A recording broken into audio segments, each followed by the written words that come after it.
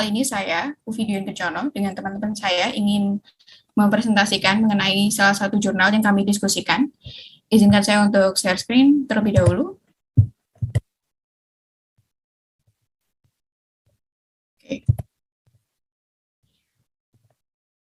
Adapun jurnalnya itu berjudul Inventory Replacement Model dengan two delivery modes, di mana untuk yang asumsi pertama yaitu single mode model itu demand rate-nya konstan dan tidak adanya cross order. Selanjutnya itu distribusinya itu lead time-nya berdistribusi uniform maksud saya dengan tidak adanya stock out dan R-nya itu sebagai reorder point. Kemudian ini bisa dilihat bahwasannya single mode model itu sudah terdapat expected inventory-nya dari 0 hingga tau 1, kemudian dari tau 1 hingga tau U, maksud saya itu tau lower, dan kemudian dari tau U hingga T. Selanjutnya, setelah diketahui expected inventory-nya, itu bisa diperoleh inventory-nya, di mana setiap inventory itu diperoleh dengan cara mengintegralkan masing-masing expected inventory dengan batas-batas dari 0 hingga tau 1 itu untuk I1, dan tau 1 dengan sampai tau U itu untuk inventory kedua. Selanjutnya untuk tau U hingga T itu untuk inventory ketiga. Itu maksud saya tau lower. Nah, setelah diperoleh I1 hingga I3, itu bisa didapatkan I totalnya sebagai berikut, yaitu I kuadrat per 2 lambda ditambah I dikali tau U min tau lower dibagi 2. Dengan rata-rata total inventory-nya, itu IT dibagi dengan T besar, sehingga diperoleh Q per 2 ditambah setengah lambda dikali tau U min tau L. Di mana T besar itu seperti berikut, yaitu Q per lambda. Itu sudah diketahui atau diberikan sejak awal. Oke. Nah, di sini diberikan bahwasannya A1 itu cost untuk ordernya, untuk mode 1, dan hanya itu holding cost untuk per unit time-nya, dan C1 itu purchasing cost-nya, tiap unitnya, di mana safety stock-nya itu setengah lambda dikali tau U min tau L, dengan average order setiap kali receive at time-nya itu sebagai berikut, inventory posisinya sudah ada, sehingga bisa diperoleh total cost-nya, dan juga rata-rata cost tiap siklusnya. Nah, tiap siklusnya itu total cost dibagi dengan T-nya, sehingga diperoleh sebagai berikut.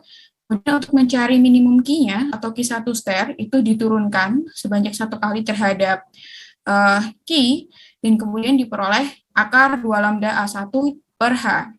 Setelah diperoleh Q1 star, kemudian dimasukkan ke fungsi G, sehingga diperoleh sebagai berikut minimum average cost per cycle-nya.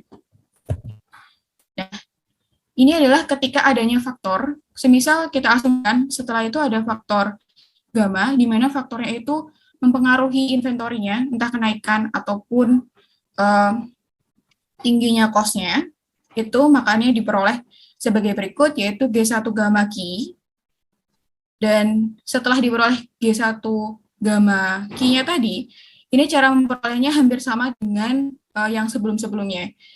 Kemudian diperoleh minimum order cost-nya itu, maksud saya minimum order size-nya itu Q gamma, sebagai berikut, dengan G1-nya adalah akar 2 lambda A1H dikali 1 ditambah lambda gamma ditambah H lambda delta tau per 2 dikali lambda C1. Lambda taunya di sini adalah tau upper dikurangi tau lower. Oke.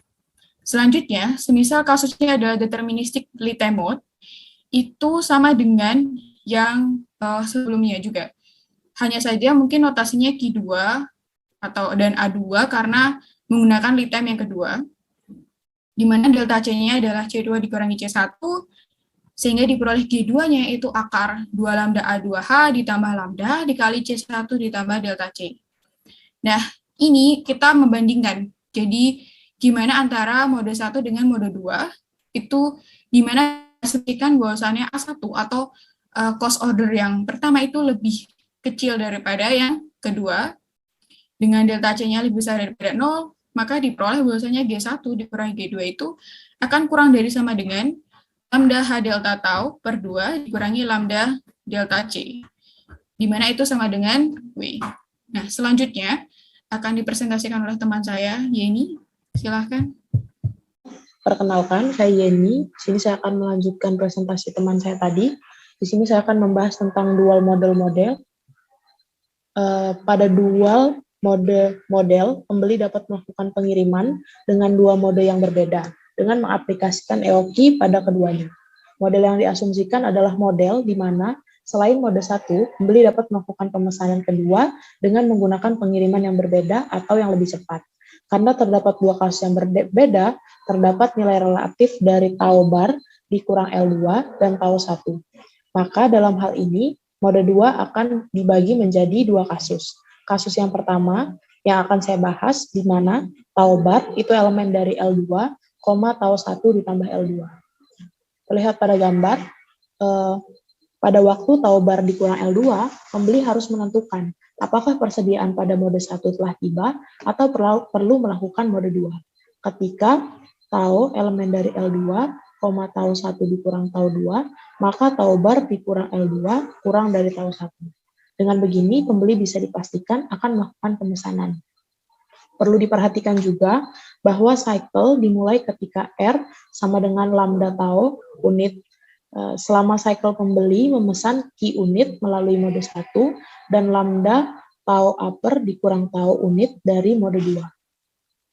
Oleh karena itu, cycle akan dimulai kembali saat T sama dengan Q per lambda ditambah tau upper dikurang tau bar. Untuk menganalisis tingkat persediaan yang diharapkan pada setiap waktu T, maka replacement cycle akan dibagi menjadi ke dalam 4 interval. Yang pertama, 0, tau 1, tau 1, tau bar, tau, tau upper, T. Nah, dari sini akan menghasilkan rumus dari expected inventory level sebagaimana yang ada di slide. Selanjutnya, pada gambar 6, itu menunjukkan tingkat persediaan yang diharapkan berdasarkan fungsi waktu. Karena Q itu lebih dari lambda dikali tau upper dikurang tau 1, maka total persediaan rata-rata per cycle akan memiliki rumus seperti berikut, yaitu I sama dengan Q kuadrat per 2 lambda ditambah Q dikali tau upper dikurang tau 1 per 2, ditambah lambda per 2 dikali tau upper dikurang tau bar kuadrat. Dengan demikian, total persediaan rata-rata akan sama dengan total persediaan per cycle yang dibagi dengan T, yaitu panjang cycle-nya, akan sama dengan I bar. Dengan rumus seperti yang ada di slide. Selanjutnya, untuk mode ini, biaya pemesanan memiliki dua komponen. Yang pertama A1, yaitu biaya pesanan tetap yang dikeluarkan oleh pembeli ketika menempatkan pesanan pertama melalui mode 1. Dan A2, yang merupakan tambahan biaya pemesanan yang dikeluarkan saat melakukan pemesanan pada mode 2. Maka, dari sini akan menghasilkan biaya rata-rata dengan rumus TC1 itu sama dengan A1 ditambah A bar ditambah H dikali Q kuadrat per 2 lambda ditambah Q dikali tau upper dikurang tau 1 per 2 ditambah lambda per 2 dikali tau upper dikurang tau bar per kuadrat ditambah dengan Q C1 ditambah lambda dikali tau upper dikurang tau bar dikali C2. Biaya rata-rata per cycle-nya akan sama dengan total biaya per cycle dibagi dengan panjang cycle, maka akan menghasilkan rumus seperti yang ada di slide, yaitu G dikali yaitu G1 sama dengan lambda dikali A1 ditambah A bar ditambah H per 2 dikali Q kuadrat ditambah Q kuadrat lambda dikali tau upper dikurang tau 1 ditambah lambda kuadrat dikali tau upper dikurang tau bar kuadrat ditambah C1 dikali Q dikali lambda ditambah C2 dikali lambda kuadrat dikali tau upper dikurang tau bar dibagi sama Q ditambah lambda dikali tau upper dikurang tau bar. Lebih jelasnya dapat dilihat di slide. Nah, sehingga biaya per waktu akan sama dengan seperti berikut ini. Selanjutnya yaitu dari rumus tadi kita dapat menghasilkan nilai optimal dari Q, di mana Q star itu akan sama dengan min lambda kali beta, ditambah akar dari 2 lambda kuadrat dikali beta kuadrat, dikurang lambda kuadrat dikali beta kuadrat, delta tau, ditambah 2 lambda kuadrat dikali beta tau, delta C per H, ditambah 2 lambda kali A per H. Sehingga nilai rata-ratanya pun akan sama dengan G1 beta. Dengan rumus yang terlihat pada slide. Dengan menggunakan turunan sama dengan turunan dari G1 per beta, turunan dari G1 terhadap beta yang sama dengan 0, kita akan menghasilkan nilai titik stasioner yaitu beta star. Nah, setelah ditemukannya beta star, kita akan substitusikan nilai omega ke dalam beta star, maka akan menghasilkan beta star sama dengan 1 per 2 dikali lambda kali H, dikali sama akar alfa dikurang omega kuadrat ditambah omega. Sehingga nilai optimalnya akan menjadi Q star sama dengan 1 per 2H, dikali sama alfa dikurang omega kuadrat dikali omega. Nah, dengan mengasumsikan titik stasioner adalah solusi yang visible, karena jumlah order quantity per cycle Q star ditambah alpha kali B star, maka jumlah pesanan total per cycle pada nilai optimal akan sama dengan Q star ditambah lambda kali beta star, yang akan sama dengan akar dari alpha dikali omega kuadrat per H. Dengan demikian, nilai rata-rata minimum inventory cost-nya akan menjadi G1 star. Baiklah, saya akan melanjutkan presentasinya. Kedua, pada dual mode model dengan kasus taunya itu berada di antara tau 1, tau lower ditambah L2 dan tau upper. Nah, seperti terlihat pada grafik tersebut bahwasanya tau barnya itu berada di antara tau upper dan tau lower ditambah L2. Kemudian di sini ada tambahan pada gambar 7 ini, bahwasanya L1-nya itu lebih kecil sama dengan tau bar dikurang L2. Sehingga kita peroleh probabilitas atau peluang untuk L1 yang lebih kecil sama dengan tau bar dikurang L2 adalah tau bar dikurang L2 dikurang tau lower dibagi dengan tau upper dikurang tau lower. Kemudian untuk yang kedua, dengan tau barnya berada di antara tau lower dan ditambah L2 dan tau upper.